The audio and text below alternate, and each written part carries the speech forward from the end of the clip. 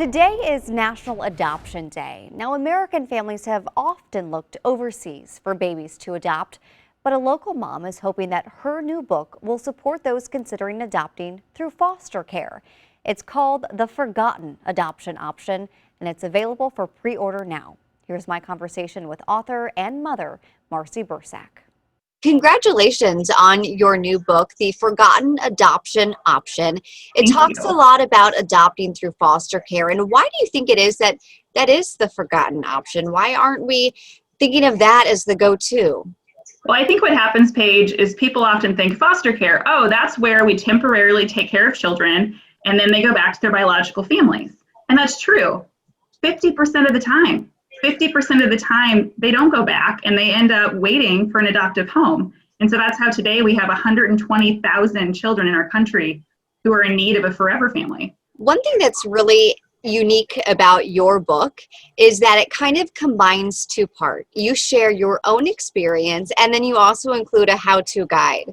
What can you tell us about your own experience with adoption? My husband and I, adoption was our plan A. So while some have the story of infertility, ours was the story of choice.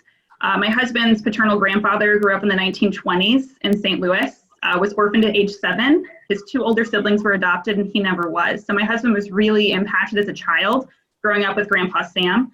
I had done a lot of service projects with orphans and orphanages internationally and just knew that that's what I wanted to do one day. And it took us 5 years to figure out how to do that because we knew we wanted to do older kids, and a sibling set was something my husband and I agreed on. He said, we can do 2 kids. And I said, well, we're going to do them together then.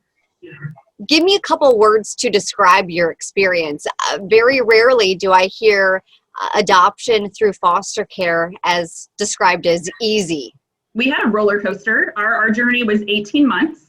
My children were considered a legal risk placement, which meant they were possibly in need of an adoptive home. It was looking that way, but at the time, the state had not taken away parental rights. And so I, as a person, feel like I grew a lot. I went through a lot. I cried in my bathroom on the floor a lot. But there came a point, and I put this in the book page because it's so real and it's so raw, of recognizing that either A, I can love my children as if they're mine, and knowing that one day we might be separated and they'll know that they've met nice people, or I can withhold my love and just love them as like a neighbor and someone nearby, but not someone I would die and care for.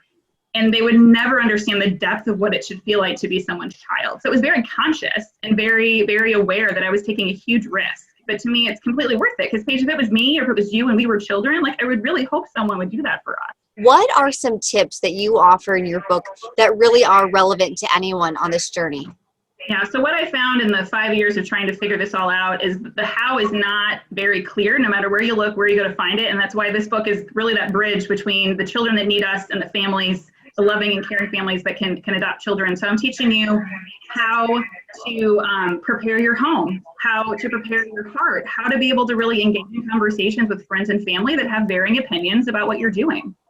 Well, Marcy, thank you so much for sharing your time with us this morning, and also your love, your insight, your experience, and now your expertise in this book for others to learn from.